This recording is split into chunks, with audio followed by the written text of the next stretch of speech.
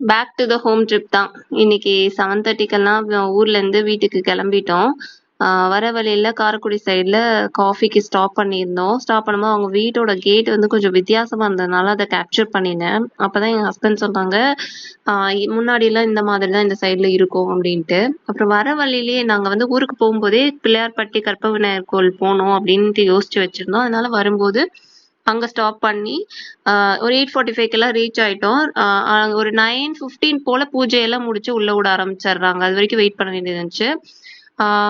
நாங்க 10 டேஸா விரதம் இருந்ததுக்கு நான்வெஜ் மீல்ஸ் சாப்பிட்டு விரதத்தை உடைச்சாச்சு. கோயம்புத்தூர் ரீச் ஆக ஆக நல்லா காத்தடிச்சு மழை வர மாதிரி இருட்டிட்டு வந்துருச்சு. ஸோ வரும்போதே வந்து எங்கடா மழையில மாட்டிக்குவோமோ அப்படின்ட்டு யோசிச்சுட்டே வந்துட்டு இருந்தோம். நல்ல வேளை மழை வரல. ஆனா எங்க வீட்டு சைடு மழை வந்திருக்குது. நாங்க வரும்போது வரல. சரி அந்த கிளைமேட்டை பார்த்தோன்னா சரி வெங்காய போண்டா போடலாம், போட்டு ஒரு இஞ்சி டீ குடிக்கலாம் அப்படின்ட்டு அதை போட ஸ்டார்ட் பண்ணிட்டேன்.